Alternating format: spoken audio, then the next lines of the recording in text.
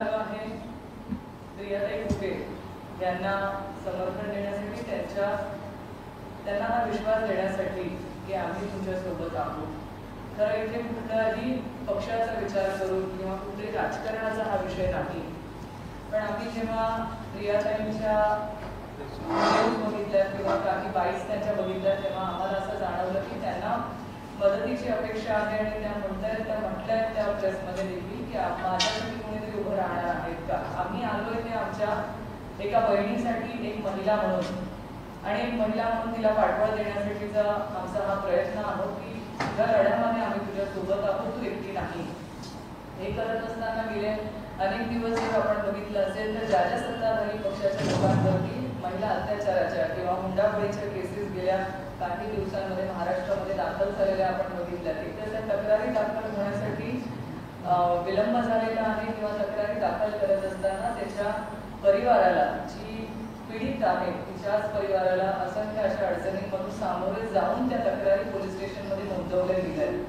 असंच काहीतरी प्रियाताईंच्या संदर्भामध्ये झाल्याचं आम्हाला जेव्हा कळलं तेव्हा सुषमाताई अंधारे असतील आणि सगळ्यांनी, आम्ही दोघींनी हा विचार केला की आपण महिला म्हणून प्रियाताईसोबत उभं राहायला हवं आणि तिच्यासोबत उभं राहून, शेवटी तिला 2 मुलं आहेत, आम्हालाही मुलं आहेत, मुलांच्या भविष्यासाठी आपण एक महिला म्हणून प्रियाताईंसोबत उभं राहून तिच्या मुलांचा अधिकार तिला मिळावा असा या भावनेने आम्ही आज नागपूरमध्ये आहोत.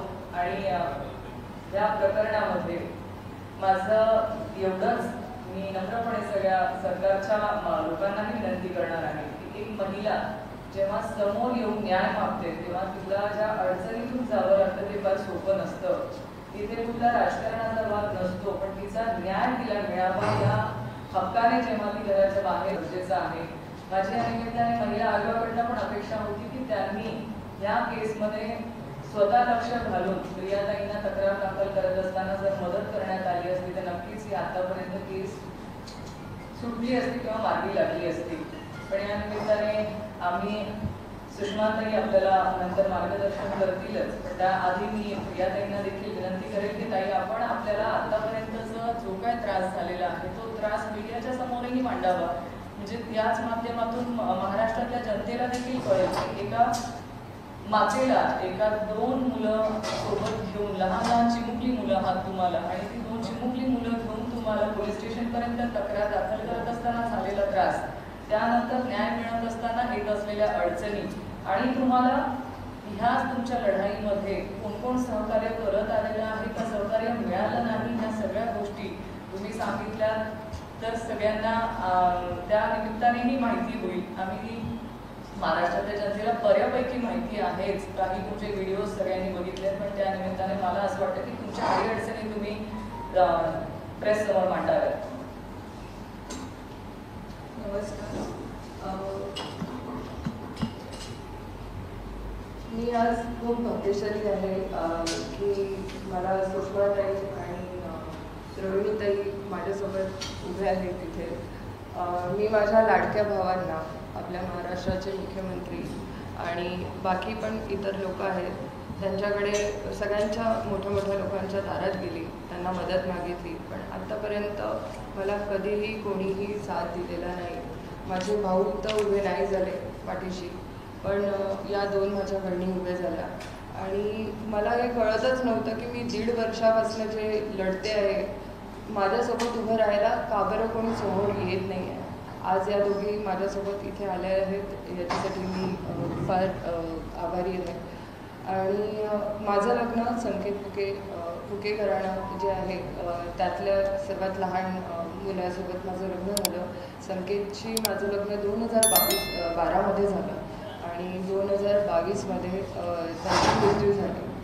माझं लग्न झाल्यानंतर घरातली सर्वात लाडकी सून होती मी, सगळ्यांना सांभाळून घेणारी. आम्ही सगळे सोबत राहायचो, एक हॅपी फॅमिलीसारखं राहायचो. माझ्यासोबत पहिले तर धोका देऊन लग्न केलं, मला खोटं बोलून लग्न केलं. संकेत त्यांचं किडनी ट्रान्सप्लांट झालं होतं लग्नाच्या 2 वर्षापूर्वी, जे आम्हाला माहीत नव्हतं. धोका देऊन आमच्यासोबत लग्न केलं. माझ्यासोबत लग्न केल्यानंतर जेव्हा मी त्यांना प्रश्न विचारले की असं माझ्यासोबत का केलं, तर त्यांनी म्हटलं की तू जर हे सगळं बाहेर बोललीस तर आम्ही एक तर तुझ्या फॅमिलीला हार्म करू, नाही तर तुला हार्म करू. तर मला फार घाणेरड्या पद्धतीने नीच लेवलवर मला जाऊन धमक्या दिलेल्या आहेत की म्हणजे आम्ही तुमच्या घरी माणसं पाठवून रेप करायला पाठवू, हे ते खूप असं घाण गोष्टी झालेल्या आहेत. त्यानंतरही एक संस्कृती असते, माझ्या आईचे संस्कार असे की बेटा लग्न झालं आहे तर आपल्याला कुटुंब सांभाळावं लागेल. तर मी माझ्या फॅमिलीकडे फार डेडिकेशननी होती, पूर्ण लक्ष दिलं. मला 2 मुलं आहेत, एक 10 वर्षाचा मुलगा आणि 8 वर्षाची मुलगी आहे. तर आमचं सुरूच होतं चांगलं. आणि त्यानंतर एकदम लगेच त्यांना लंग्स ट्रान्सफरचं आलं, एकदम इन्फेक्शन वाढलं त्यांचं. मुंबईला आम्ही त्यांना घेऊन गेलो, तिथे त्यांचा मृत्यू झाला 2022मध्ये. त्याच्यानंतर फार हे झालं की आम्हाला मारून टाकायच्या धमक्या दिल्या की जर तू काही बोलली तर आम्ही तुला संपवून देऊ, तुझ्या परिवाराला संपवून देऊ, असे आम्हाला धमकवण्यात आलं. मी त्यांना त्यांचं पैशांचा कारभार, त्यांचा प्रॉपर्टीचा कारभार, हे सगळं हे आपसात करत गेले. मला हे जेव्हा दिसल्यानंतर मी त्यांना प्रश्न विचारले की हे सगळं करायची गरज काय, आपण सगळे सोबतच तर राहतो. तर हे प्रश्न केला कसा, तू होते कोण हे प्रश्न विचारणारी, आणि तू या घरात राहणारी होते कोण. फक्त मी त्यांना मेल इगो जो होता त्यांचा तो खूप हर्ट झाला, त्याच्यामुळे त्यांनी मला घराबाहेर काढलं. रात्री 10:30ला मला त्यांनी घराबाहेर काढलेलं आहे. मी 2 मुलांसोबत माझ्या आईकडे आता 1.5 वर्षापासून राहते आहे. तेव्हापासनं मी नुसतं पोलिसांच्या चक्रा मारते आहे की माझ्यासोबत गुंड प्रवृत्तीचे लोक मला पाठवतात मारून टाकायसाठी. लोकांच्या बॅगमध्ये हेवी काहीतरी सामान असतं, ते आमच्या सतत. आताही मी इथे आली तर माझ्या मागे 2 माणसं होते, तर कुठले होते काय होते मला माहिती नाही.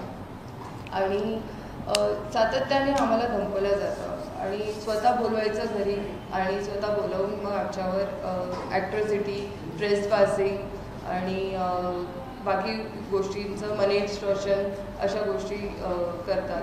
आजी आजोबांनी कस्टडीची केस टाकली. माझे 2 लहान मुलं ज्यांची कस्टडी त्यांना पाहिजे, तर आई जिवंत असताना कशाला कस्टडी पाहिजे. आणि त्यांनी तर हे विचार करायला, मी तर माझा हक्क मागते आहे. मी कधीच कुठल्या गोष्टीसाठी त्यांना म्हटलेलं नाही आजपर्यंत, कुठल्या गोष्टीचा त्रास नाही माझ्याकडनं.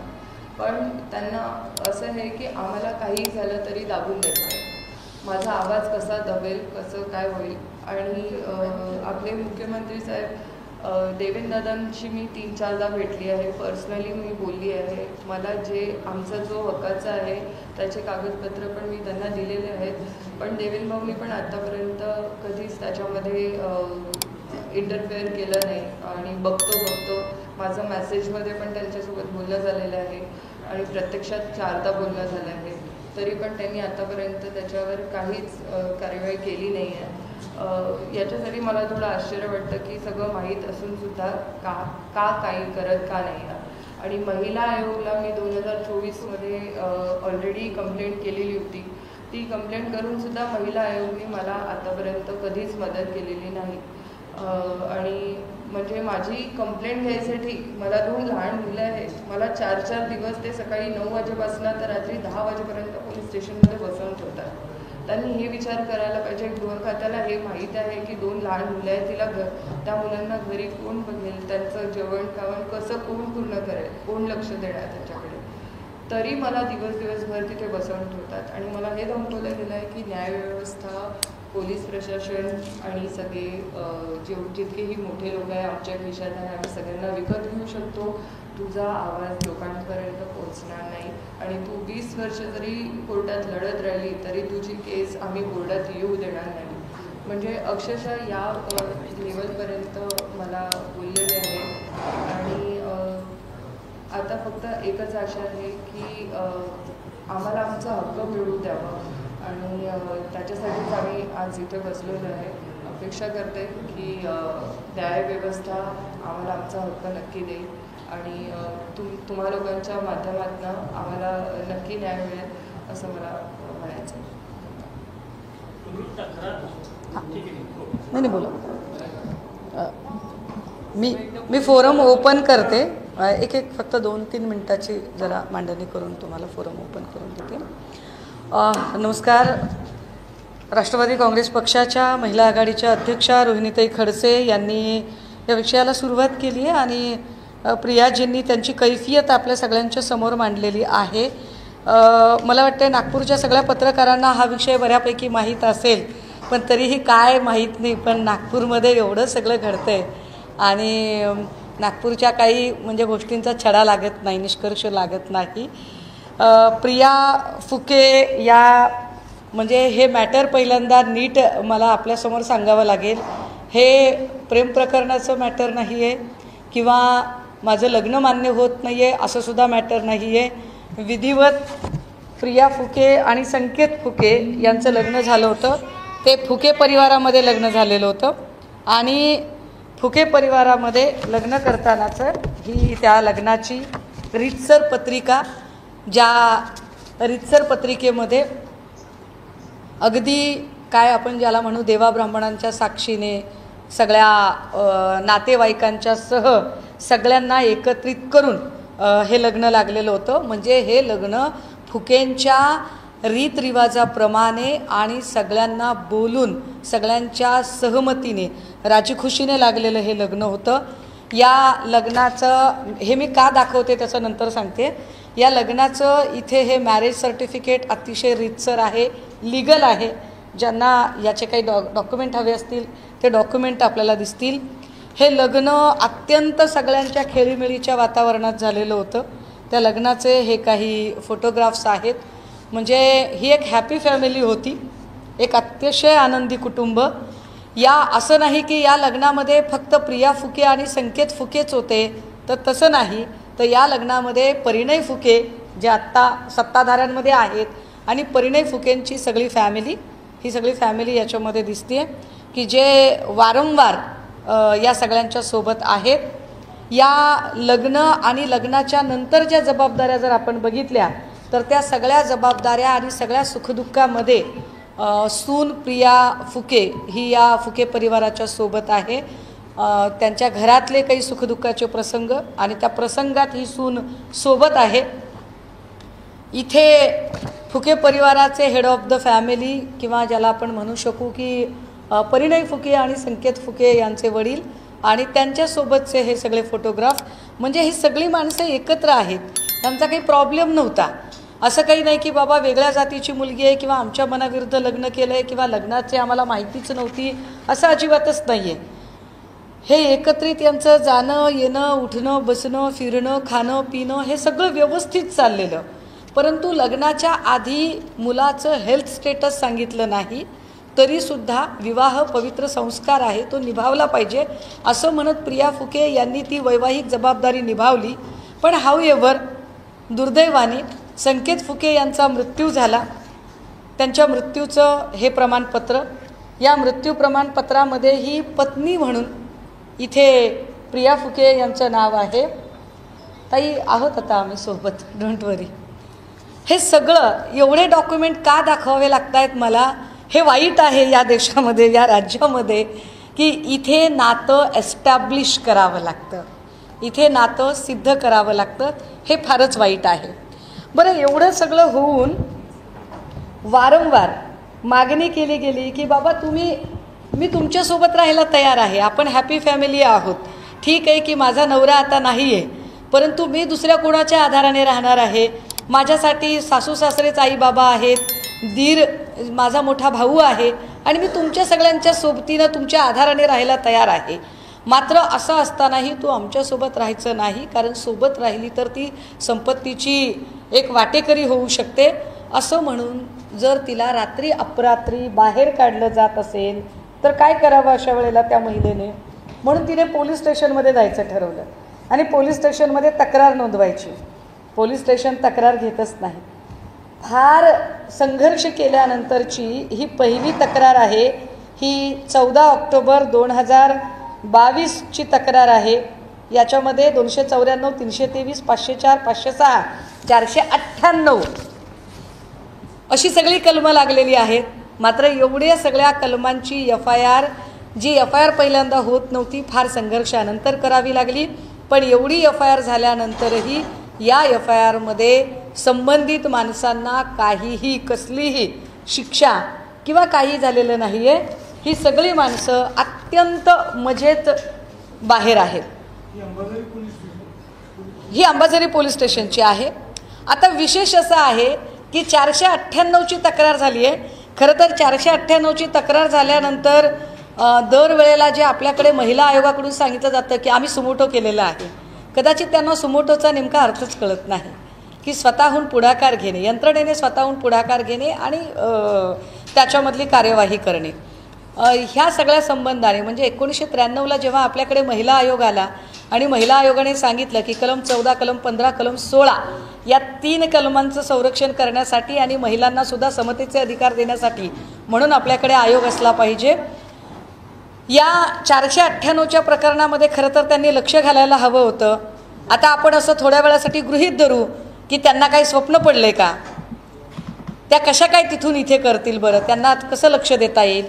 तर मी आपल्याला सांगितलं पाहिजे की 2024ला म्हणजे त्याच्या आधी 2022ला सुद्धा जे वेगवेगळ्या ज्या गुन्हे दाखल आहेत त्या गुन्ह्यांमध्ये, हा गुन्हा तुमच्यावरचा आहे की त्यांच्यावरचा आहे,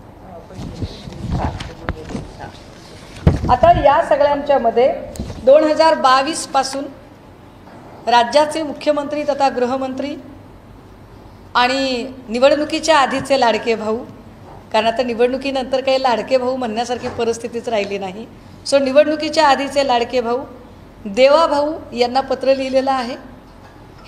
हा पत्रव्यवहार तब्बल 4 वेळा झालेला पत्रव्यवहार आहे. काही उत्तर नाही आहे याच्यामध्ये. पोलिसांना लिहिलं पाहिजे बाबा, संबंधित यंत्रणा आहेत, पोलिसांना लिहिलं पाहिजे. आता एक विधवा बाई जाणार कुठे, पोलीस आयुक्तांना लिहिले. पोलीस आयुक्तांच्या सगळ्या रिसीट आहेत, पोचपावत्या आहेत. पोलिसांकडून काही दाद फिर्याद नाही. उलट पोलीस म्हणजे सदरक्षणाय खलनिर्दनाय, सज्जनांचं रक्षण करू, दुर्जनांचा नाश करू. पण पोलीस काय आता खलरक्षणाय निर्दनाय करतायत की काय, अशी परिस्थिती आहे. 16 जुलै 2024 पोलीस निरीक्षक आणि महिला आयोग म्हणजे महिला आयोगाला सुद्धा लिहिलं. म्हणजे ज्या महिला आयोगाने 2-4 दिवसापूर्वी प्रेस घेऊन सांगितलं की आम्ही एवढी प्रकरणं आली, एवढी प्रकरणं निकाली काढली आणि रोज एक प्रकरण येतं आहे, ही प्रकरणं येतात कुठून. महिला आयोगाने याच्यात लक्ष दिलं नाही. आता महिला आयोग म्हणतो की ठीक आहे, एक तर मला मेल करा. मेल केला, मला पत्र लिहा, लिहिलं. टोल फ्री नंबरवर फोन करा. काल आपण सगळ्यांनी बघितलं असेल टोल फ्री नंबरच एक्झिस्ट नाही आहे, टोल फ्री नंबरच चालत नाहीत. आता मला प्रत्यक्ष येऊन भेटा. कसं प्रत्यक्ष भेटणार. 2 पोरं कुणाजवळ ठेवायची. एक निराधार बाई जिच्या पदरात 2 लेकरं आहेत, ती 2 लेकरं ती ठेवणार कुठे.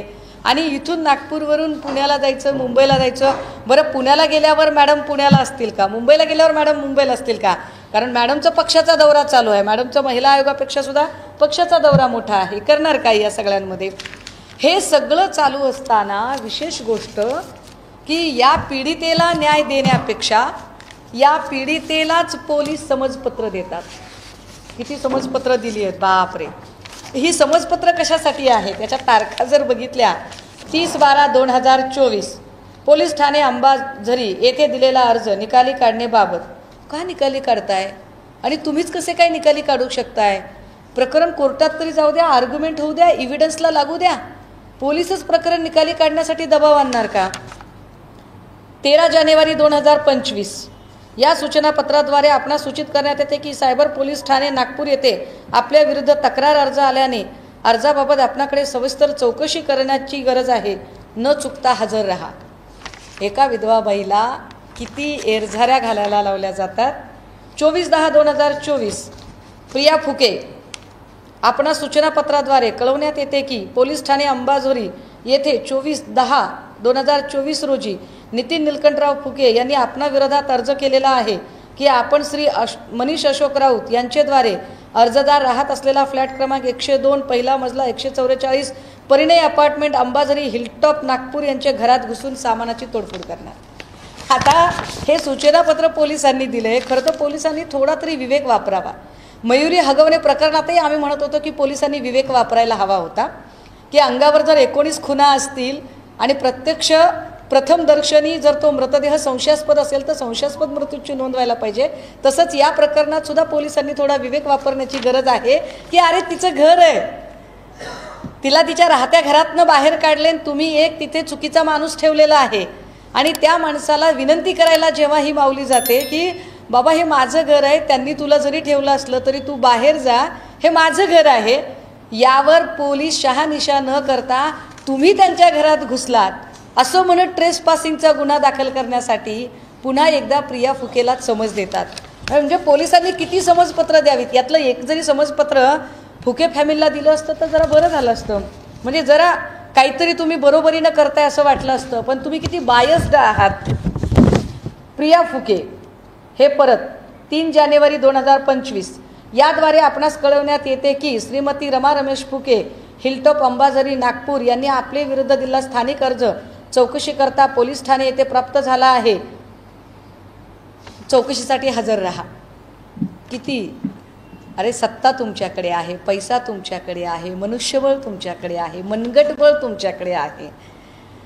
एका विधवेची किती परवड करावी. आणि पोलिसांनी अजिबात याच्यामध्ये ना विवेक वापरावा ना सारासार बुद्धी वापरावी आणि धडाधड ती समजपत्र द्यावीत.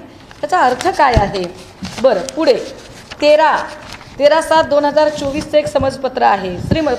श्रीमती प्रिया फुके संदर्भ पोलीस ठाणे अंबाझरी आपणास कळवण्यात येते की पोलीस आयुक्त सो नागपूर शहर यांच्या कार्यालयात 16/6/2024 रोजी गैर अर्जदार रमेश फुके व इतर 4 यांच्या विरुद्ध दिलेला तक्रार अर्ज पुढील चौकशी करता. नुसत्या चौकशा काय करतायत, FIR नाही, नुसत्या चौकशा. म्हणजे एखाद्याला इतकं हॅरॅश करायचं, इतकं बेजार करायचं की त्या माणसाने न्याय मागण्याचा हट्टच सोडला पाहिजे, पुन्हा न्यायाच्या नादालाच नाही लागलं पाहिजे.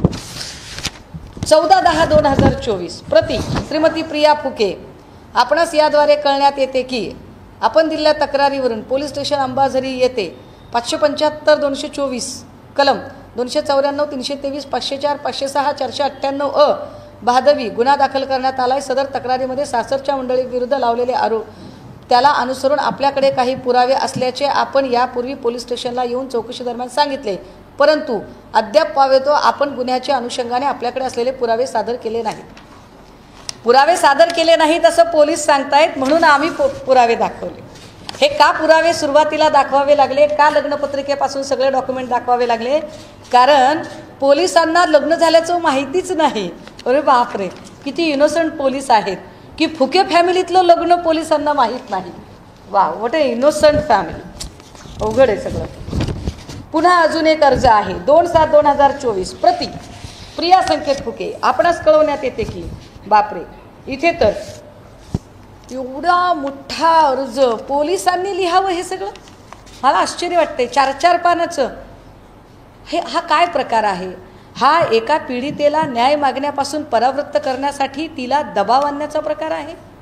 आणि पोलीस एवढा दबाव आणतात, पोलीस अशा पद्धतीने वागतात. बरं, एवढं सगळं चालू असताना महिला आयोग याच्याकडे लक्ष देत नाही की एका पीडितेला ती सरळ साधा एक अधिकार मागते. म्हणजे आपल्याकडे भारतीय दंडसंहितेमध्ये जो हिंदू विवाह कायदा आहे, ज्याला आपण हिंदू मॅरेज ॲक्ट म्हणतोय किंवा बॉम्बे मॅरेज ॲक्ट म्हणतोय, या हिंदू विवाह कायद्यानुसार किंवा आत्ता भाजपा ज्या कॉमन सिव्हिल कोडची मागणी करते, समान नागरी कायद्याची मागणी करते, त्यानुसार सुद्धा नवऱ्याच्या संपत्तीमध्ये नवऱ्यानंतर बायकोचा अधिकार असतो. ही साधी गोष्ट आहे आणि ती तिचा अधिकार मागते कारण तिच्या पदरात 2 पोरं आहेत. तिला मूव्ह ऑन करायचं असतं तर कदाचित तिने तुमच्याकडे वळून बघितलं नसतं, पण ती 2 पोरं घेऊन तुमचं नाव, तुमचं रक्त, तुमचा वारस, तुमचा वंश सांभाळते. आणि तिला तिचा न्याय हक्क देण्याच्या ऐवजी पोलीस जर अशा पद्धतीने हॅरॅश करत असतील आणि त्यात महिला आयोग अजिबात लक्ष देत नसेल तर न्याय कुणाकडे मागायचा. बरं, पुढे काय आहे 18/6/2024 श्रीमती प्रिया फुके आपणास याद्वारे कळवण्यात येते की पोलीस आयुक्त सो नागपूर शहर यांच्या कार्यालयात रोजी गैर अर्जदार रमेश फुके इतर 4 यांच्या विरुद्धला तक्रारी अर्ज पुढील चौकशी. किती वेळा चौकशी करतात हे? 50 चौकशा केल्या त्यांनी. एका अर्जाची चौकशी किती वेळा करावी याला काही लिमिट आहे का? आता परत अजून एक सूचनापत्र आहे श्रीमती प्रिया फुके, वय 34 वर्ष. आपणास याद्वारे सूचनापत्र काढण्यात येत आहे की, आता हे लेटेस्ट आहे, 22/5/2025 आहे. 22/5/2025 म्हणजे 22 मे, अगदी या महिन्यातलं, अलीकडच्या काळातलं आहे.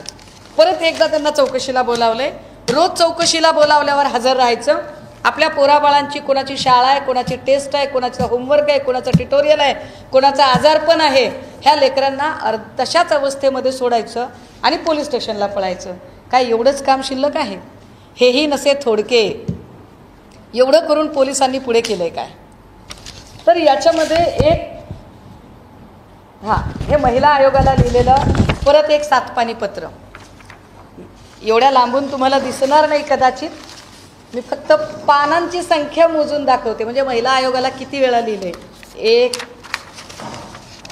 2 3 4 5 6 7 एवढं लिहून, आणि तरीही महिला आयोगाने ह्याच्यात सगळ्या प्रकारे पोलीस कशा पद्धतीने हॅरॅश करत आहेत, व्यवस्था कसा त्रास देत आहे, या सगळ्यांचं एवढं डिटेलिंग केल्यानंतरही याच्यात महिला आयोगाने काहीही लक्ष दिलं नाही. विशेष ही बाब सत्ताधाऱ्यांच्या कुटुंबातली बाब आहे. हे फार विशेष आहे. हे अधोरेखित करण्यासारखं आहे की ही सर्वसामान्य कुटुंबातली केस नाही आहे, ही सत्ताधाऱ्यांच्या कुटुंबातल्या पीडित महिलेची केस आहे. जर सत्ताधारी आपल्याच कुटुंबातल्या महिलेला न्याय देत नसतील तर बाहेरच्या महिलांना लाडकी बहिणीची नुसती जाहिरात करून काय उपयोग आहे? असं उसणं अवसान आणण्यात काय अर्थ आहे? आणि एवढं सगळं चालू असतानाच आत्ता एक तक्रार पुन्हा एकदा 6 एप्रिल 2025ला एक विनयभंगाची तक्रार दाखल करून घेण्याच्या संदर्भात पुन्हा त्यांनी अर्ज केला. या विनयभंगाच्या तक्रारीचं हे भयंकर आहे. हे मी पुन्हा एकदा नमूद केलं पाहिजे की वैष्णवी हगवणे हे हुंडाबळी प्रकरण, या प्रकरणामध्ये मयुरी हगवणेने अर्ज केला होता आणि त्या अर्जामध्ये महिला आयोगाने लक्ष देणं गरजेचं होतं, यावर आपण बोललो होतो. त्याही प्रकरणामध्ये मयुरी हगवणेच्या वर वाईट नजर टाकणारे कुटुंबातले लोक होते आणि त्याचं सेटलमेंट होऊच शकत नाही. भांडण असेल नवरा बायकोचं कुटुंबातलं तर ते काउन्सिलिंगने मिटू शकतं, परंतु जर कुटुंबात वाईट नजर टाकली जाते त्याची सेटलमेंट कशी होणार आहे? हे हगवणे प्रकरणातही झालं होतं. आत्ता या प्रकरणात इथेही फुके त्या संबंधाने दाद मागतायत. No response. विशेष प्रति पोलीस निरीक्षक, पोलीस स्टेशन अंबाझरी, नागपूर. अर्ज आहे 12 मे 2025चा. विषय: माझ्या परवानगीशिवाय माझ्या बेडरूममध्ये येऊन माझी व्हिडिओ शूटिंग करीत असल्याबद्दल व माझ्याजवळ येऊन मला चुकीचा स्पर्श केल्याबाबत. अर्जदार प्रिया संकेत फुके, गैर अर्जदार शुभम गजबिये. पण आता इथे पोलिसांनी फार छान काम केलं. जसा ही शुभम गजबिये या व्यक्तीच्या विरोधात ही तक्रार अर्ज केला गेला, त्याच्या दुसऱ्या क्षणाला प्रिया फुके यांच्यावर ॲट्रॉसिटीची कारवाई केली गेली. मी अत्यंत नम्रतेने आणि जबाबदारीने सांगितलं पाहिजे, सोलापूरमध्ये भाजपचा जिल्हाध्यक्षाच्या विरोधात, देशमुख नावाच्या जिल्हाध्यक्षाच्या विरोधात निर्मला यादव यांनी कंप्लेंट केली. निर्मला यादववर ॲट्रॉसिटी झाली. रिंकी बक्सलाने खासदार राहुल शेवाळेंच्या विरोधात तक्रार केली. रिंकी बक्सलावर ॲट्रॉसिटी झाली. करुणा मुंडे यांनी एक तक्रार केली. करुणा मुंडेवर ॲट्रॉसिटी झाली.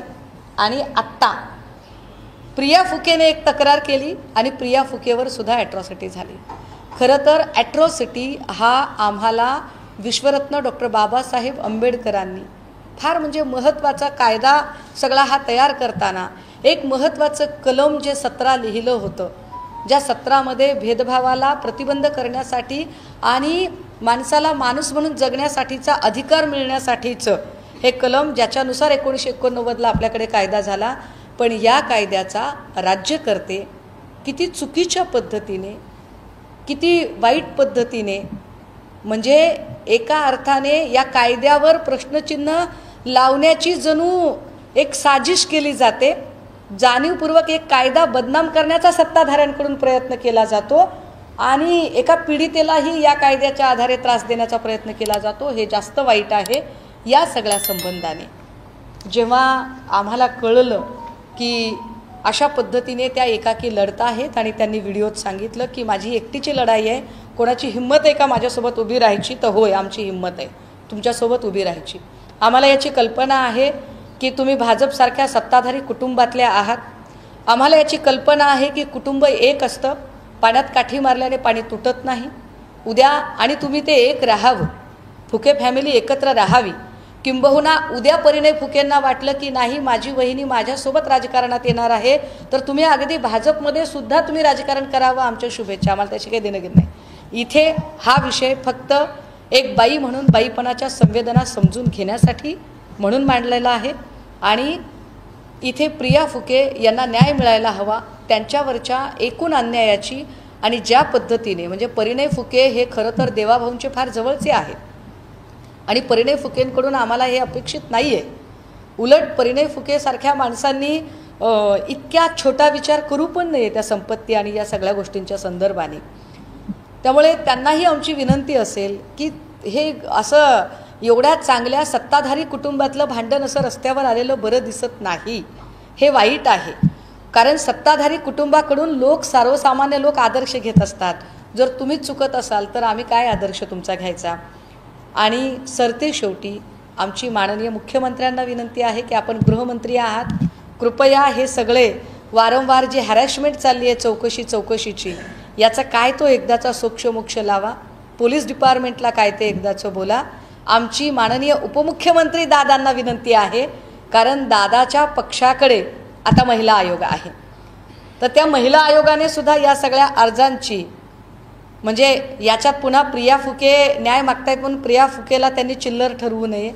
त्या लगेचच चिल्लर ठरवतात न्याय मागणाऱ्या माणसांना, तर फार काळजीनं त्या न्याय मागत आहेत. त्यामुळे त्यांना तो न्याय मिळावा. आणि यासाठी म्हणून इथे ही पत्रकार परिषद घेऊन आपल्या सगळ्यांच्या समोर नेमकी काय वस्तुस्थिती आहे ती वस्तुस्थिती मांडायचा आम्ही प्रयत्न केला. आपण विचारू शकता. परिणय फुके यांच्या नावाचा उल्लेख केला, मला माहिती आहे की परिणय फुके यांच्यावरही FIR दाखल झालेली आहे, काही प्रियताईला माहीत असेल, परंतु आतापर्यंत पुरावे कुठलेही देऊ शकलेले नाही. हा एक माझा प्रश्न होता. दुसरा तुम्ही म्हटले की घरातून बाहेर काढले. आता तुम्ही ज्या फ्लॅटमध्ये राहता तो संकेत फुके यांचा फ्लॅट होता का, म्हणजे नाही त्यांनी घेऊन दिला होता तुमच्या घरी, त्यांचा फ्लॅट होता का? पहिल्या प्रश्नाचं सुषमा दे तुमच्याकडून. एक त्यांचा आधी फ्लॅटचं बोलला त्यांना. परिणय फुकेवर गुन्हा FIR दाखल झाला, परंतु प्रियाताई त्यांना पोलिसांना पुरावे देऊ शकले नाही आतापर्यंत, असं काही आहे का? आणि त्याच्याबद्दल ताई तुम्हाला ही माहिती आहे की गोष्ट? नाही, ही गोष्ट ऐका. हो, सत्ताधारी आमदार आहे. मला तेच सांगायचं की पुरावे देऊ शकल्या का नाही देऊ शकल्या हे आधी प्रिया फुकेंकडून उत्तर घ्या, मी बोलते. बोला. पुरावे मी त्यांना पोलिसांना ऑलरेडी मी सगळे पुरावे दाखवलेले आहेत, सगळे त्यांच्याजवळ आहे. त्याच्यानंतरही मला त्यांनी अशी सूचना पाठवली आहे. मी पुरावे असल्याशिवाय मी पोलीस स्टेशनमध्ये कशी जाणार. मी पोलिसांना ते पुरावे दाखवले, पण मला हे नक्की मला ज्या प्रकारे तिथे दिसलं की जर मी यांना पुरावे दिले तर हे पुराव्याचा काहीतरी गैरवापर करतील, म्हणून मी त्यांच्या हातात नाही दिले. मी त्यांना बाकायदा तिथे बसवून पोलीस स्टेशनमध्ये त्यांना दाखवलेले आहेत. दोन्ही PI जेवढे होते तेवढ्यांना सगळ्यांना मी आपले पुरावे दाखवलेले आहेत. पुराव्याशिवाय मी बोललेली नाही आहे. तक्रार फक्त एकच नोंदवली गेली. ऑलरेडी 2-3 तक्रार केल्यानंतर सुद्धा त्यांच्यावर बाकी तक्रारी घेतल्या नाही. परिणय फुके हे माझ्या मिस्टरांचे मोठे भाऊ. माझ्या पतीची जेवढी संपत्ती आहे त्याच्यामध्ये अर्धा भाग परिणय फुकेचा आहे. हे दोघंही सोबत मिळून प्रॉपर्टी घ्यायचे किंवा बँकेमध्ये पण सगळ्या जाग्यांवर कुठलंही काहीही फायनान्शियल असो, कुठली प्रॉपर्टी असो, कुठलंही असो, प्रत्येक याच्यामध्ये परिणय फुके हे पार्टनर आहेत. त्याच्यामुळे परिणय फुकेंचं याच्यावर आहे. आणि परिणय फुकेंची इच्छा नाही आहे मला तो माझा हक्क मिळावा, त्यासाठी म्हणून ते मला हे सगळं त्रास देतात. तुमची तक्रार ही कौटुंबिक हिंसाचाराची नाही तर संपत्तीच्या वादाची. कौटुंबिक हिंसाचारच आहेत आता हा, त्याच्यावरूनच हे आलेलं आहे ना.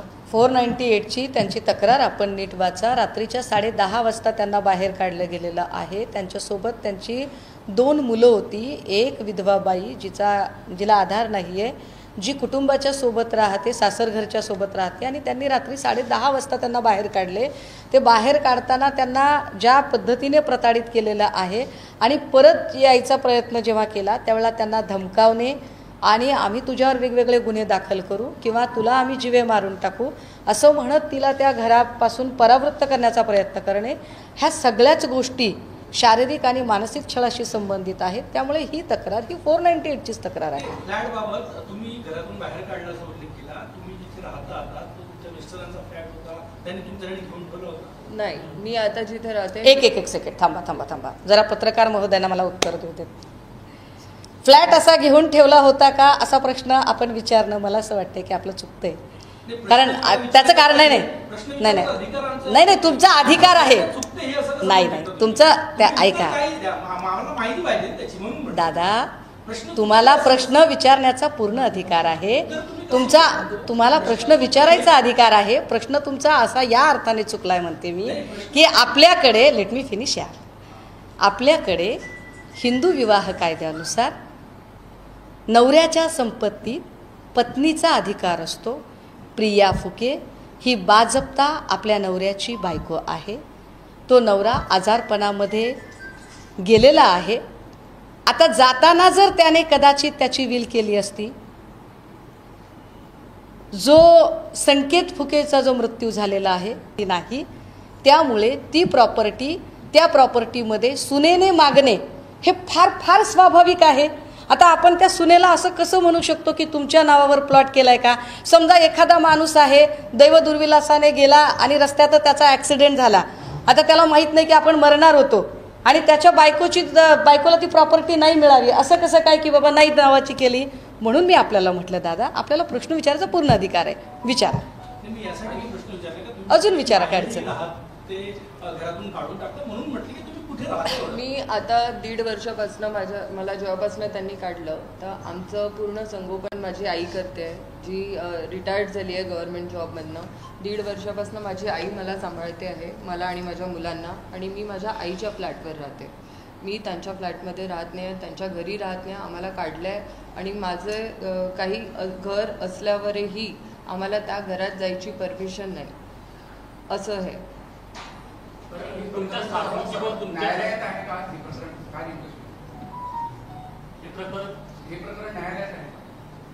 हे प्रकरण न्यायालयात आता गेलं असेल, कारण 90 दिवस झाले. एक सेकंड. ही जी काही FIR आहे, जी 498ची FIR आहे, या FIRच्या नंतर एक चार्जशीट दाखल करणं जे पोलिसांकडून अपेक्षित आहे. पण मधल्या काळात मी आपल्याला सूचनापत्र वाचून दाखवली, जी साधारण 15 ते 20 सूचनापत्र पोलिसांनी पाठवलेली आहेत. आता एवढी सूचनापत्र पाठवून काय पोलिसांना सिद्ध करायचं होतं ते पोलिसांनाच माहिती. परंतु पोलिसांकडून चार्जशीट अजून दाखल झाली आहे का आणि चार्जशीट दाखल करताना त्यांनी त्याचं काय स्टेटस ठेवलेलं आहे हे मी आत्ता या प्रेसनंतर पुन्हा अजून एकदा समजून घेण्याचा प्रयत्न करणार आहे. सासू सासऱ्यांना मुलांना भेटण्यासाठी तुम्ही 50,000 रुपये मागतात अशी देखील जी आहे ते आपल्यावर आरोप होत आहे. आणि सोबतच तुम्ही पालिका निवडणूक देखील लढणार आहे, त्यामुळे हा राजकीय स्टंट आहे असं देखील आरोप तुमच्यावर होतो. दादा, हा जर राजकीय स्टंट असता तर हा मी पहिलेच सोडून दिला असता. पहिली गोष्ट तर भाजपकडनं माझ्या मिस्टरांना 7 वर्षापूर्वी नगरसेवकची तिकीट ऑलरेडी मिळालेली होती. ते स्वतः लढणार होते, पण ते त्यांना न लढवता परिणय फुके यांची वाईफ परिणिता फुके ती त्यांच्या सीटवर उभी झाली शेवटच्या दिवशी. आणि इथे मी कुठल्या सत्तेसाठी आणि कुठल्या याच्यासाठी नाही आहे, राजकारणासाठी मी इथे आलेली नाही आहे. मी माझ्या हक्कासाठी इथे बसलेली आहे, माझ्या मुलांच्या हक्कासाठी बसली आहे. आणि गोष्ट 50,000 रुपये महिना द्या असं, तर आम्हाला यांनी माझ्या सासू सासऱ्यांनी कस्टडीची केस टाकली आहे माझ्या 2 मुलांसाठी. जेव्हा आमचं काउन्सिलिंग झालं त्या काउन्सिलिंगमध्ये त्यांना स्पष्टपणे सांगितलं गेलेलं होतं की तुम्हाला मेंटेनन्स द्यावं लागेल मुलांचं आणि माझं, तर संगोपनाला तुम्हाला पैसे द्यावे लागतील. तर त्यांनी असं म्हटलं की हो आम्ही सगळं पूर्ण करू, त्याची चिंता करू नका, आम्ही हे सगळं पूर्ण करू. हे कोर्टात त्यांनी म्हटलेलं आहे. कोर्टात त्यांनी म्हटल्यानंतर सुद्धा जर काही लागलं तर मुलांना सांगायचं की आजोबांना सांगा. तर आजोबांना सांगितल्यावरही आजोबांनी आतापर्यंत म्हणजे नेमकं दिलेलं आहे, अगदी थोडं थोडं दिलं आहे. मी कधीच त्यांना अशी डिमांड केलेली नाही आहे की मला 50,000 रुपये महिना द्या किंवा काही द्या. मी असं काहीही बोललेली नाही आहे. आणि सगळ्यात महत्त्वाचं म्हणजे हा महिलेशी संबंधित आणि महिलेच्या भावविश्वाशी संबंधित काय गुंता आहे आणि का मला आणि रोहिणीताईंना यावं लागतं की अरे एक बाई तिचं सगळं आयुष्य सासरघरी वाहायचं ठरवते. दुर्दैवाने नवरा जातो. आता 2 मुलं आहेत पदरामध्ये आणि त्या 2 मुलांकडे बघून आयुष्य काढायचं आहे. ती 2 मुलं तिच्या जगण्याचा आधार जर असेल तर ती 2 मुलांची कस्टडी तुम्ही कुठल्या बेसिसवर मागता? काय ती त्या 2 मुलांचं पालनपोषण नीट करत नाही?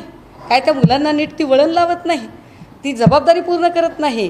म्हणजे तुम्ही तिच्या जगण्याचे सगळे आधार हिरावून घेता. हे किती क्रूर आहे. आईकडून 2 मुलं कशी काढून हा किती क्रूरपणा आहे. या क्रूरपणावर मला खरंच तुमच्या सगळ्या पत्रकारांकडून अपेक्षित आहे की हा प्रश्न खरंच एकदा परिणय फुके आणि फॅमिलीला विचारला पाहिजे की तुम्ही आईकडून तिचं जगण्याचं शेवटचं साधन, शेवटचा आधार तो कसं काय काढून घेऊ शकता आणि त्याची कस्टडी मागण्याची तुम्हाला का गरज पडते? आणि विशेष म्हणजे आत्ता जर एक बाळ 10 वर्षांचं आहे, एक बाळ 8 वर्षांचं आहे, समजा अजून 4-5 वर्षांनी त्या बाळांना असं वाटलं की नाही आम्हाला आमच्या आईसोबत राहायचं नाही, तर तुम्हाला कस्टडी पण मागायची गरज पडणार नाही. ती पोरं अशी तुमच्याकडे येऊन जाणार आहेत ना. म्हणजे किती वाईट आहे हे क्रूर आहे. हा क्रूर खेळ आहे, अत्यंत क्रूर आहे हे. जी बोला. मुख्यमंत्र्यांकडून काय माननीय ताई बोला प्लीज. खडसे ताई बोला. मुख्यमंत्री महोदयांकडून आम्हाला एवढीच अपेक्षा आहे की ज्यांच्यावरती प्रियाताईंनी आता ज्यांच्याकडून त्यांना अपेक्षा आहेत ते परिणयजी फुके जे त्यांच्या देवेंद्रजींच्याच पक्षाचे आमदार आहेत.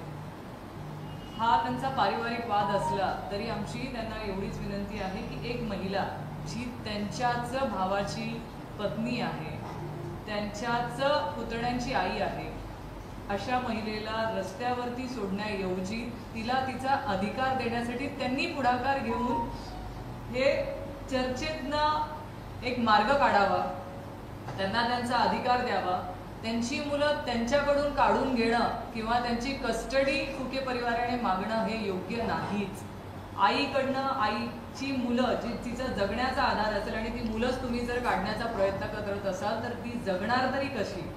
शेवटी आज नवरा नाही सोबत, मुलं जी तिची जगण्याचा आधार आहे तेही ते काढण्याचा प्रयत्न करत असतील तर मला असं वाटतं मुख्यमंत्री महोदयांनी यामध्ये लक्ष घालून हा वाद समोपचाराने कसा मिटवता येईल हा मिटवण्याचा प्रयत्न करून प्रियाजींना त्यांचा न्याय, जो त्यांचा अधिकार आहे, जो कायद्याने दिलेला आहे, त्या कुठल्याही तक्रार करून, जसं दादा म्हणाले, मला वाईट वाटलं ते ऐकून की तुम्ही राजकारणाच्या हिशोबाने हे म्हणतायत का, करतायत का, असं त्यांच्यावरती जर दादा तुम्ही बोलत असाल, मला सांगा. जर देव ना करो कुणावरती अशी परिस्थिती येऊ, पण आपल्या परिवारावरती जर अशी वेळ आली तर तुम्ही असं म्हणणार आहात का? कारण मला माहिती आहे ना, महिला जेव्हा समोर येते ना मीडिया समोर, तेव्हा तिला 100 गोष्टींना उत्तरं द्यावी लागतात. जेव्हा महिला बाहेर पडते ना तेव्हा तिच्या कॅरेक्टर पासून सगळं बोलायला पुरुष मंडळी हे पुढाकार घेत असतात. तुम्हाला बोलायचा अधिकार नाहीच आहे, पण आज तुम्ही बोलत असताना ह्या सगळ्या गोष्टी महिला म्हणून आम्हाला प्रत्येकीला सहन कराव्या लागतात. ह्या परिस्थितीमध्येही ती महिला पुढे येते कारण तो तिचा अधिकार मागते, जो तिला कायद्याने दिलेला आहे. तुम्ही भीक कुणी देत नाही आहात, ती कायद्याने मागते. आणि हे कायद्याने देत असताना जर पोलीस स्टेशनकडनं किंवा पोलीस यंत्रणेकडनं तिला एवढा त्रास दिला जात असेल तर तिने न्याय कोणाकडनं मागावा? ती न्याय आपल्याकडेच मागणार ना. आपण समाज व्यवस्थेमध्ये राहतोय, आपण न्याय देणं गरजेचंच आहे. आणि या परिस्थितीमध्ये मुख्यमंत्री महोदयांनी न्याय करून देणं. आणि लाडकी बहीण आहे ती ना, तुम्ही लाडकी बहीण म्हणून महाराष्ट्रामध्ये प्रत्येक लाडक्या बहिणीच्या पाठीशी उभं राहण्याची तुम्ही जबाबदारी घेतलीत ना, घ्या ना. ती तुमचीच लाडकी बहीण आहे, तिच्या पाठीशी उभं राहावं. ऐका ना, त्यांना पण विचारू द्या दादा. प्रकरणामध्ये मुख्यमंत्र्यांचं ची भूमिका मागताय, त्यांच्याकडे काही मागणी करताय, तर न्यायालयात आपल्याला न्याय मिळणार नाही अशी शंका वाटते का?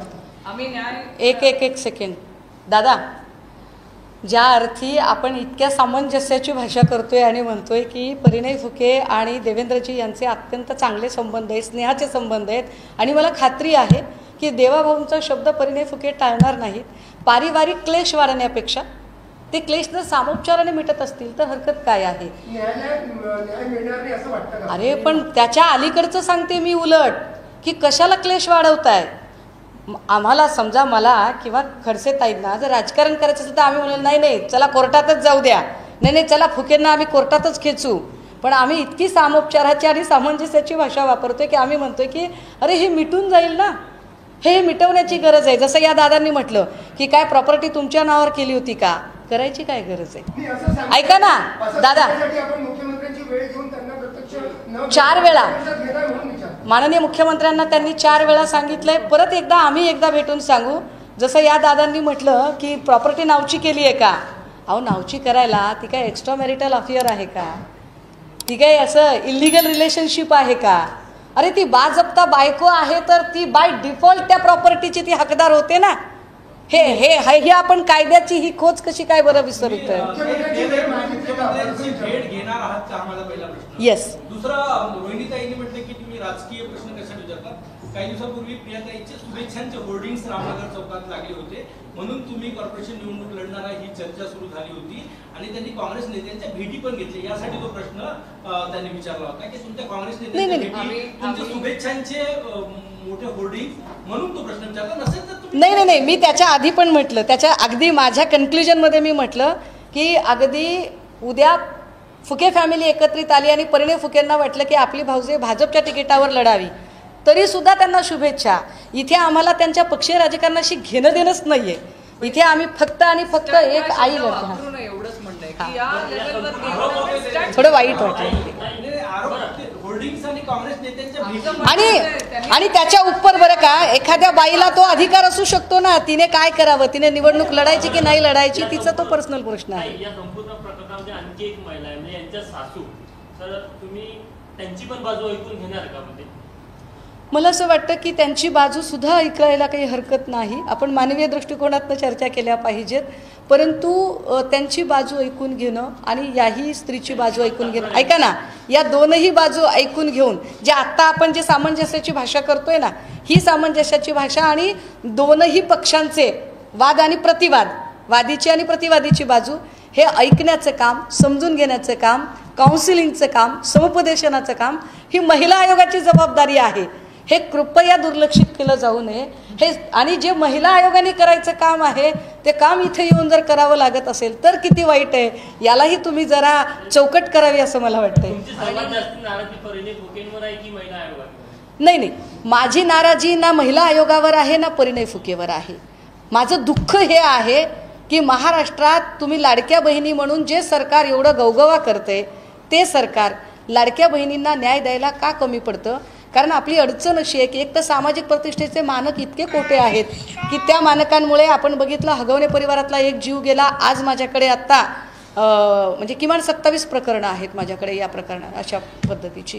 तर काय होतं, एकतर आई वडील किंवा त्यांनी साथ द्यावी आणि ज्या सासरच्या लोकांनी साथ द्यावी, कुटुंबाने साथ द्यावी, आणि कुटुंब जेव्हा साथ देत नाही त्यावेळेला सरकारने उभ्या केलेल्या यंत्रणांनी साथ दिली पाहिजे. त्यातली महत्त्वाची यंत्रणा पोलीस आणि दुसरी महत्त्वाची महिलांसाठीची यंत्रणा ती महिला आयोग. मला साधी गोष्ट कळते बघा, मालवणचा पुतळा पडला, जाब कुणाला विचारला तर त्यावेळेला त्या संबंधित कार्यालयात घुसून लोकांनी प्रश्न विचारले. आमच्याकडे पुण्याला तनिषा भिसेंचा मृत्यू झाला, जाब कुणाला विचारला? दिनानाथ मंगेशकर हॉस्पिटलला जाऊन लोकांनी जाब विचारला. आता जर महिलांशी संबंधित प्रश्न आहेत तर दादा मला सांगा, मी काय पशुवैद्यकीय खात्याला प्रश्न विचारायचे का?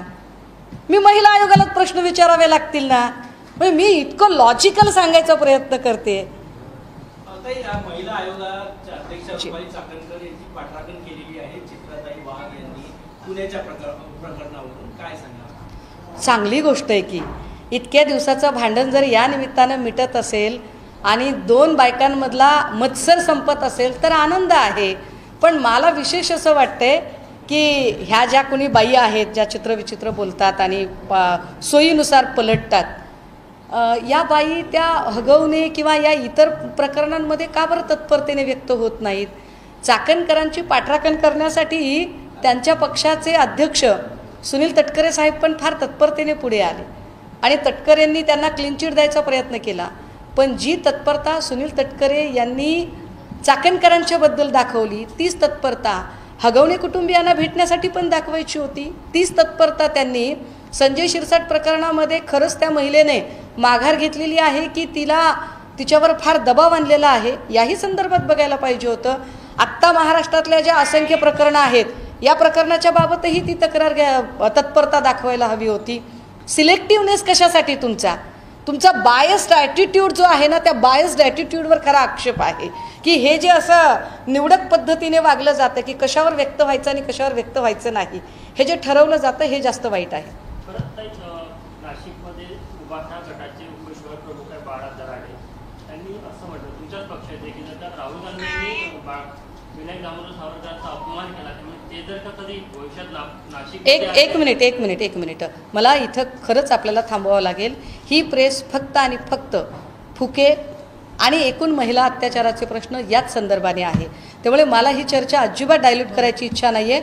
हवं तर मी तुम्हाला याच्यावर वेगळा टिकटॅक 1 to 1 काय असेल ते देईल. जी 498 बद्दल 498A बद्दल जनरल प्रश्न विचारतोय. तसं गैरवापर सुद्धा झालेले आहे, असे आरोप झालेले आहेत, त्याचे पुरावे सुद्धा आलेले आहेत वेगवेगळ्या प्रकरणामध्ये. हां, ओव्हरऑल जनरल विचारतोय तर गैरवापर सुद्धा होत असावा का असं तुम्हाला वाटतं? नाही, 498 मध्ये दादा 498A आणि 498B अशा आपल्याकडे आता 2 तरतुदी आहेत. त्यामुळे जर असं वाटलं की कोणीतरी गैरवापर करत आहे तर तुम्हाला लगेच त्याच्या अनुषंगाने 498B करण्यासाठी पुरुषांना सुद्धा अधिकार आहेच की. तुम्हाला काय वाटतं गैरवापर कुठे कुठे होत असेल? ऐका ना, मला काय वाटतं याच्यावर कोर्ट चालणार आहे का? मला काय वाटतं याच्यावर देवेंद्रजी निर्णय घेणार आहेत का? मला तर असं वाटतं की देवेंद्रजींनी आत्ता तात्काळ इकडे लगेच आलं पाहिजे. आणि हा प्रश्न नाही असा सॉरी, मी कायद्याची विद्यार्थिनी आहे त्यामुळे मी असं इतकं वेग नाही बोलू शकत. मी ज्या चौकटीत आणि त्या बेसमध्ये जेवढं बसू शकतं मी तेवढंच बोलू शकते. जी थँक्यू सो मच.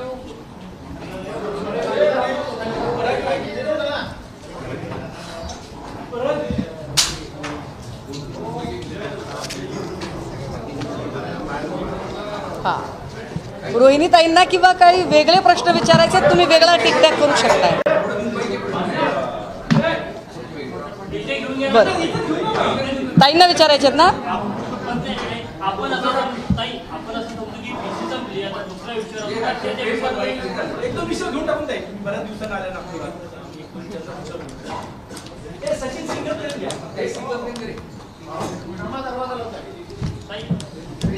बाळा दराडेंनी तुमच्याच पक्षाचे नेते आहेत त्यांनी असं म्हटलं की राहुल गांधी जर का परत नाशिकला आले नाही बाळापासून त्यांनी नाही, काय मी ऐकलेलं नाही, लक्षात घ्या. मला काही माहिती नाही आहे. तुम्ही जे काही सांगताय ते, तुम्ही जे म्हणताय ते मला जरा एकदा माहिती करून घ्यावं लागेल. आणि कुणीतरी काहीतरी म्हटलं त्याच्यावरून लगेचच काहीतरी पक्षातल्या काही आपण ठरवावं असं काही नसतं.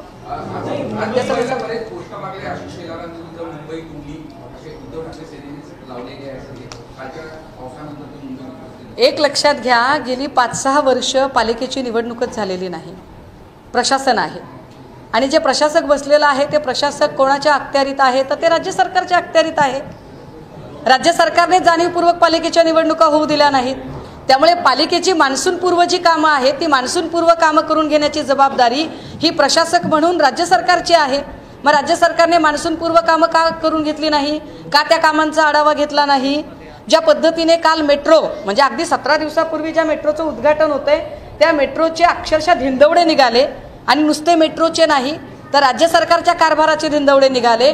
विशेष भारतीय जनता पार्टीचे सोकॉल्ड स्वयंघोषित हिंदुत्ववादी नेते जे स्वतःला हिंदुत्वाचे फार मोठे आपणच एकटे काय म्हणतात त्याला मसीहा वगैरे आहोत अशा थाटात वावरणारे आमचे ते कोकणातले भाचे बिचे सगळे ते सांगतात की अरे इथल्या मुस्लिमांच्या विरोधात तुम्ही भाजीसुद्धा घ्यायची नाही, फळंसुद्धा विकत घ्यायची नाही. नो बिंदी नो बिझनेसचा हॅशटॅग चालवायचा. नो बिंदी नो बिझनेसचा हॅशटॅग इथल्या मुस्लिमांच्या विरोधात चालवायची भाषा करणारे. इथल्या मुस्लिमांकडून भाजी किंवा फळं विकत घ्यायची नाही. इथल्या मुस्लिमांचं कुठल्याही जत्रेमध्ये दुकान लागू द्यायचं नाही. इतका कडवट कट्टरतावाद दाखवणाऱ्या भाजपच्या सोकॉल्ड बेगडी हिंदुत्ववादी त्या सगळ्या लोकांना मला प्रश्न विचारायचे आहेत. मग तुम्हाला मेट्रोचं काम कंत्राट देण्यासाठी तुर्किस्तानची दोगस कंपनीच का दिसली, ज्या तुर्कस्तानने भारत पाकिस्तान तणावाच्या दरम्यान पाकिस्तानला खुलं समर्थन देणारा तुर्कस्तान आहे, त्या तुर्कस्तानची कंपनी तुम्हाला का दिसली? आम्हाला शहाणपण सवय म्हणून काय प्रश्न विचारतात? महानगरपालिकेत निवडणुकीची चर्चा सुरू आहे.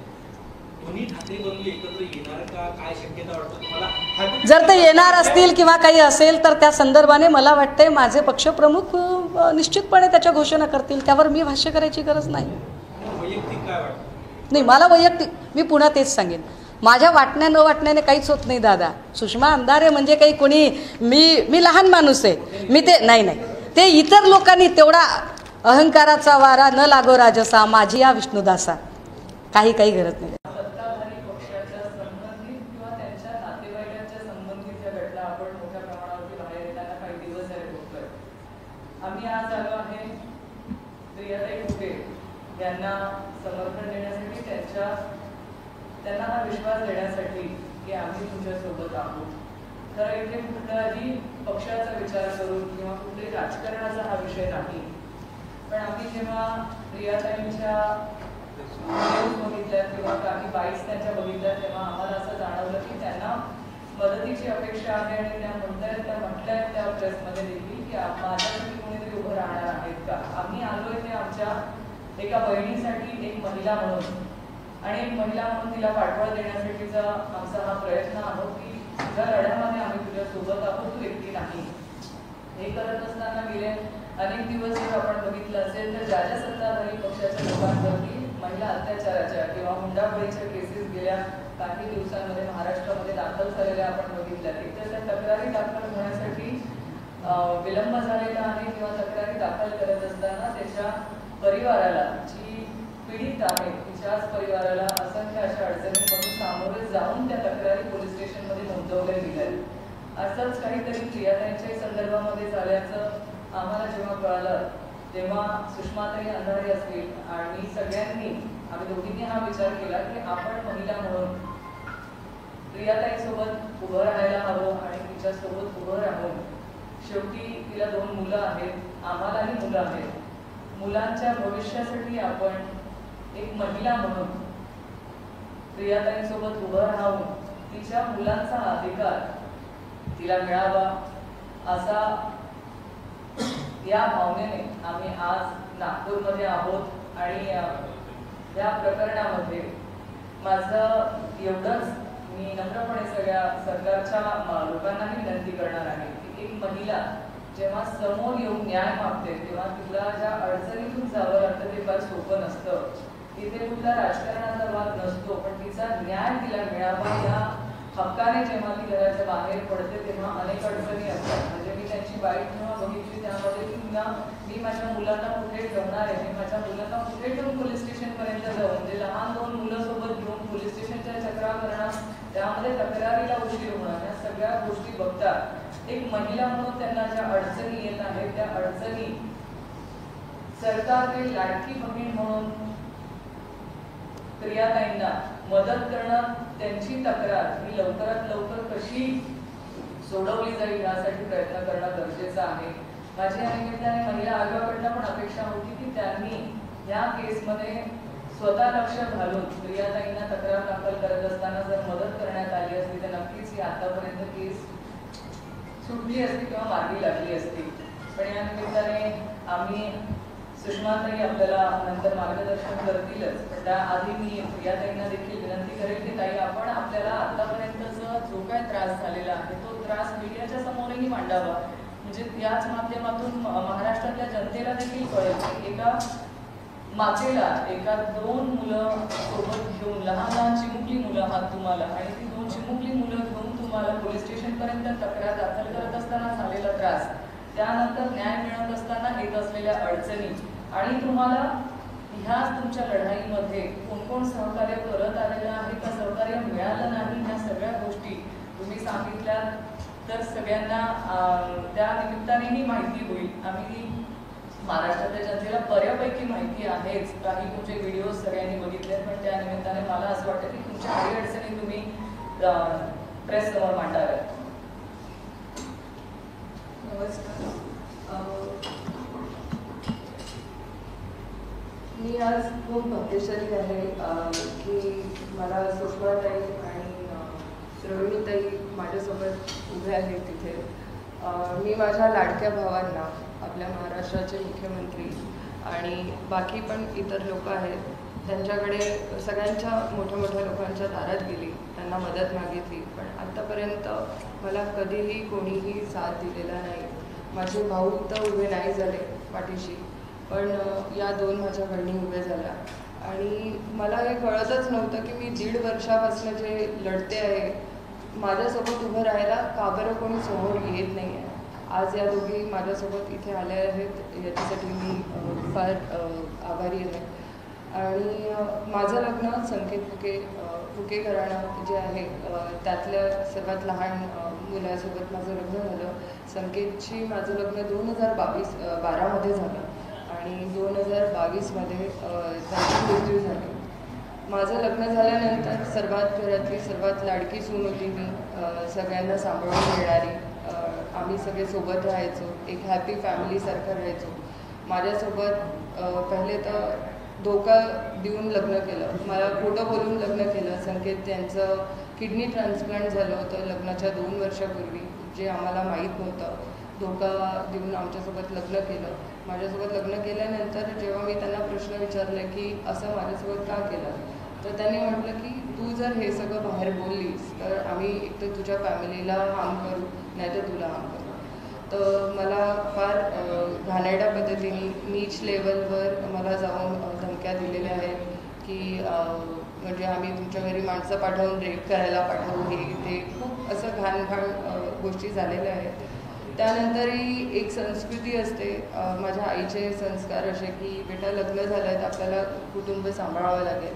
तर मी माझ्या फॅमिलीकडे फार डेडिकेशननी होती, पूर्ण लक्ष दिलं. मला 2 मुलं आहेत, एक 10 वर्षाचा मुलगा आणि 8 वर्षाची मुलगी आहे. तर आमचं सुरूच होतं चांगलं. आणि त्यानंतर एकदम लगेच त्यांना लंग्स ट्रान्सफरचं आलं, एकदम इन्फेक्शन वाढलं त्यांचं. मुंबईला आम्ही त्यांना घेऊन गेलो, तिथे त्यांचा मृत्यू झाला 2022मध्ये. त्याच्यानंतर फार हे झालं की आम्हाला मारून टाकायच्या धमक्या दिल्या की जर तू काही बोलली तर आम्ही तुला संपवून देऊ, तुझ्या परिवाराला संपवून देऊ, असे आम्हाला धमकवण्यात आलं.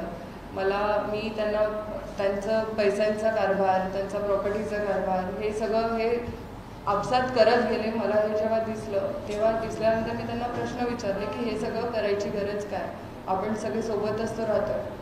तर हे प्रश्न केला कसा तू होते कोण, हे प्रश्न विचारणारी आणि तू या घरात राहणारी होते कोण. फक्त मी त्यांना मेल इगो जो होता त्यांचा तो खूप हर्ट झाला, त्याच्यामुळे त्यांनी मला घराबाहेर काढलं. रात्री 10:30ला मला त्यांनी घराबाहेर काढलेलं आहे. मी 2 मुलांसोबत माझ्या आईकडे आता 1.5 वर्षापासून राहते आहे. तेव्हापासनं मी नुसतं पोलिसांच्या चक्रा मारते आहे की माझ्यासोबत गुंड प्रवृत्तीचे लोक मला पाठवतात मारून टाकायसाठी. लोकांच्या बॅगमध्ये हेवी काहीतरी सामान असतं, ते आमच्या सतत. आताही मी इथे आली तर माझ्या मागे 2 माणसं होते, तर कुठले होते काय होते मला माहिती नाही. आणि सातत्याने आम्हाला धमकवलं जातं आणि स्वतः बोलवायचं घरी आणि स्वतः बोलवून मग आमच्यावर ॲट्रॉसिटी, ट्रेसपासिंग आणि बाकी गोष्टींचं मनी एक्स्टॉर्शन अशा गोष्टी करतात. आजी आजोबांनी कस्टडीची केस टाकली. माझे 2 लहान मुलं ज्यांची कस्टडी त्यांना पाहिजे, तर आई जिवंत असताना कशाला कस्टडी पाहिजे. आणि त्यांनी तर हे विचार करायला, मी तर माझा हक्क मागते आहे. मी कधीच कुठल्या गोष्टीसाठी त्यांना म्हटलेलं नाही आजपर्यंत, कुठल्या गोष्टीचा त्रास नाही माझ्याकडनं. पण त्यांना असं आहे की आम्हाला काही झालं तरी दाबून द्यायचं आहे. माझा आवाज कसा दबेल, कसं काय होईल. आणि आपले मुख्यमंत्री साहेब देवेंद्रदादांशी मी 3-4दा भेटली आहे, पर्सनली मी बोलली आहे. मला जे आमचा जो हक्काचा आहे त्याचे कागदपत्र पण मी त्यांना दिलेले आहेत. पण देवेंद्र भाऊंनी पण आत्तापर्यंत कधीच त्याच्यामध्ये इंटरफेअर केलं नाही. आणि बघतो माझं मेसेजमध्ये पण त्यांच्यासोबत बोलणं झालेलं आहे आणि प्रत्यक्षात 4दा बोलणं झालं आहे, तरी पण त्यांनी आतापर्यंत त्याच्यावर काहीच कार्यवाही केली नाही आहे. याच्यासाठी मला थोडं आश्चर्य वाटतं की सगळं माहीत असूनसुद्धा का काही करत का नाही. आणि महिला आयोगला मी 2024मध्ये ऑलरेडी कंप्लेंट केलेली होती. ती कंप्लेंट करूनसुद्धा महिला आयोगने मला आतापर्यंत कधीच मदत केलेली नाही. आणि म्हणजे माझी कंप्लेंट घ्यायसाठी मला 2 लहान मुलं आहेत. मला 4-4 दिवस ते सकाळी 9 वाजेपासून तर रात्री 10 वाजेपर्यंत पोलीस स्टेशनमध्ये बसवून ठेवतात. त्यांनी हे विचार करायला पाहिजे, गृह खात्याला हे माहीत आहे की 2 लहान मुलं आहेत, तिला त्या मुलांना घरी कोण बघेल, त्यांचं जेवण खावण कसं कोण पूर्ण करेल, कोण लक्ष देणार त्याच्याकडे. तरी मला दिवसभर तिथे बसवून ठेवतात. आणि मला हे धमकवलं गेलं आहे की न्यायव्यवस्था, पोलीस प्रशासन आणि सगळे जितकेही मोठे लोक आहे आमच्या देशात आहे, आम्ही सगळ्यांना विकत घेऊ शकतो, तुझा आवाज लोकांपर्यंत पोहोचणार नाही आणि तू 20 वर्ष जरी कोर्टात लढत राहिली तरी तुझी केस आम्ही कोर्टात येऊ देणार नाही. म्हणजे अक्षरशः या लेवलपर्यंत मला बोललेले आहे. आणि आता फक्त एकच आशा आहे की आम्हाला आमचा हक्क मिळवू द्यावा आणि त्याच्यासाठीच आम्ही आज इथे बसलेलो आहे. अपेक्षा करते की न्यायव्यवस्था आम्हाला आमचा हक्क नक्की देईल आणि तुम्हा लोकांच्या माध्यमातून आम्हाला नक्की न्याय मिळेल असं मला म्हणायचं आहे. नाही बोला. मी फोरम ओपन करते. एक फक्त 2-3 मिनिटाची जरा मांडणी करून तुम्हाला फोरम ओपन करून देते. नमस्कार. राष्ट्रवादी काँग्रेस पक्षाच्या महिला आघाडीच्या अध्यक्षा रोहिणीताई खडसे यांनी या विषयाला सुरुवात केली आहे आणि प्रियाजींनी त्यांची कैफियत आपल्या सगळ्यांच्या समोर मांडलेली आहे. मला वाटतं नागपूरच्या सगळ्या पत्रकारांना हा विषय बऱ्यापैकी माहीत असेल, पण तरीही काय माहीत नाही. पण नागपूरमध्ये एवढं सगळं घडतं आहे आणि नागपूरच्या काही म्हणजे गोष्टींचा छडा लागत नाही, निष्कर्ष लागत नाही. प्रिया फुके या म्हणजे हे मॅटर पहिल्यांदा नीट मला आपल्यासमोर सांगावं लागेल. हे प्रेम प्रकरणाचं मॅटर नाही आहे किंवा माझं लग्न मान्य होत नाही आहे असं सुद्धा मॅटर नाही आहे. विधिवत प्रिया फुके आणि संकेत फुके यांचं लग्न झालं होतं. ते फुके परिवारामध्ये लग्न झालेलं होतं आणि फुके परिवारामध्ये लग्न करतानाचं ही त्या लग्नाची रीतसर पत्रिका, ज्या रीतसर पत्रिकेमध्ये अगदी काय आपण ज्याला म्हणू देवाब्राह्मणांच्या साक्षीने सगळ्या नातेवाईकांच्या सह सगळ्यांना एकत्रित करून हे लग्न लागलेलं होतं. म्हणजे हे लग्न फुकेंच्या रीतरिवाजाप्रमाणे आणि सगळ्यांना बोलून सगळ्यांच्या सहमतीने राजीखुशीने लागलेलं हे लग्न होतं. या लग्नाचं हे मी का दाखवते त्याचं नंतर सांगते. या लग्नाचं इथे हे मॅरेज सर्टिफिकेट अतिशय रीतसर आहे, लीगल आहे. ज्यांना याचे काही डॉक्युमेंट हवे असतील ते डॉक्युमेंट आपल्याला दिसतील. हे लग्न अत्यंत सगळ्यांच्या खेळीमेळीच्या वातावरणात झालेलं होतं. त्या लग्नाचे हे काही फोटोग्राफ्स आहेत. म्हणजे ही एक हॅपी फॅमिली होती, एक अतिशय आनंदी कुटुंब. या असं नाही की या लग्नामध्ये फक्त प्रिया फुके आणि संकेत फुकेच होते, तर तसं नाही. तर या लग्नामध्ये परिणय फुके जे आत्ता सत्ताधाऱ्यांमध्ये आहेत आणि परिणय फुकेंची सगळी फॅमिली, ही सगळी फॅमिली याच्यामध्ये दिसते की जे वारंवार या सगळ्यांच्या सोबत आहेत. या लग्न आणि लग्नाच्या नंतर ज्या जबाबदाऱ्या जर आपण बघितल्या तर त्या सगळ्या जबाबदाऱ्या आणि सगळ्या सुखदुःखामध्ये सून प्रिया फुके ही या फुके परिवाराच्या सोबत आहे. त्यांच्या घरातले काही सुखदुःखाचे प्रसंग आणि त्या प्रसंगात ही सून सोबत आहे. इथे फुके परिवाराचे हेड ऑफ द फॅमिली किंवा ज्याला आपण म्हणू शकू की परिणय फुके आणि संकेत फुके यांचे वडील आणि त्यांच्यासोबतचे हे सगळे फोटोग्राफ. म्हणजे ही सगळी माणसं एकत्र आहेत. त्यांचा काही प्रॉब्लेम नव्हता. असं काही नाही की बाबा वेगळ्या जातीची मुलगी आहे किंवा आमच्या मनाविरुद्ध लग्न केलं आहे किंवा लग्नाची आम्हाला माहितीच नव्हती, असं अजिबातच नाही आहे. हे एकत्रित यांचं जाणं येणं, उठणं बसणं, फिरणं, खाणं पिणं हे सगळं व्यवस्थित चाललेलं. परंतु लग्नाच्या आधी मुलाचं हेल्थ स्टेटस सांगितलं नाही, तरीसुद्धा विवाह पवित्र संस्कार आहे, तो निभावला पाहिजे असं म्हणत प्रिया फुके यांनी ती वैवाहिक जबाबदारी निभावली. पण हाऊएव्हर दुर्दैवाने संकेत फुके यांचा मृत्यू झाला. त्यांच्या मृत्यूचं हे प्रमाणपत्र, या मृत्यू प्रमाणपत्रामध्ये ही पत्नी म्हणून इथे प्रिया फुके यांचं नाव आहे. ताई आहोत आता आम्ही सोबत, डोंट वरी. हे सगळं एवढे डॉक्युमेंट का दाखवावे लागत आहेत मला? हे वाईट आहे या देशामध्ये, या राज्यामध्ये, की इथे नातं एस्टॅब्लिश करावं लागतं, इथे नातं सिद्ध करावं लागतं. हे फारच वाईट आहे. बरं, एवढं सगळं होऊन वारंवार मागणी केली गेली की बाबा मी तुमच्यासोबत राहायला तयार आहे, आपण हॅपी फॅमिली आहोत, ठीक आहे की माझा नवरा आता नाही आहे, परंतु मी दुसऱ्या कोणाच्या आधाराने राहणार आहे, माझ्यासाठी सासू सासरेच आई बाबा आहेत, दीर माझा मोठा भाऊ आहे आणि मी तुमच्या सगळ्यांच्या सोबतीनं तुमच्या आधाराने राहायला तयार आहे.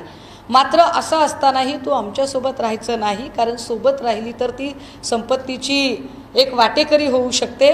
असं म्हणून जर तिला रात्री अपरात्री बाहेर काढलं जात असेल तर काय करावं अशा वेळेला त्या महिलेने? म्हणून तिने पोलीस स्टेशनमध्ये जायचं ठरवलं आणि पोलीस स्टेशनमध्ये तक्रार नोंदवायची. पोलीस स्टेशन तक्रार घेतच नाही. फार संघर्ष केल्यानंतरची ही पहिली तक्रार आहे. ही 14 ऑक्टोबर 2022ची तक्रार आहे. याच्यामध्ये 294, 323, 504, 506, 498 अशी सगळी कलमं लागलेली आहेत. मात्र एवढ्या सगळ्या कलमांची FIR, जी FIR पहिल्यांदा होत नव्हती, फार संघर्षानंतर करावी लागली. पण एवढी FIR झाल्यानंतरही या FIRमध्ये संबंधित माणसांना काहीही कसलीही शिक्षा किंवा काही झालेलं नाही आहे. ही सगळी माणसं अत्यंत मजेत बाहेर आहेत. ही अंबाझरी पोलीस स्टेशनची आहे. आता विशेष असं आहे की 498ची तक्रार झाली आहे.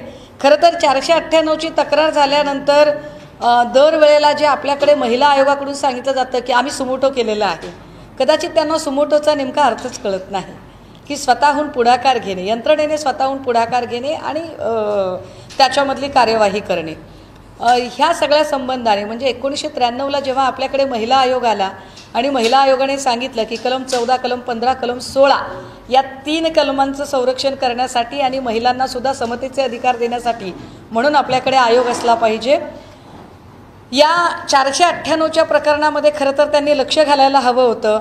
आता आपण असं थोड्या वेळासाठी गृहीत धरू की त्यांना काही स्वप्न पडले का, त्या कशा काय तिथून इथे करतील बरं, त्यांना कसं लक्ष देता येईल?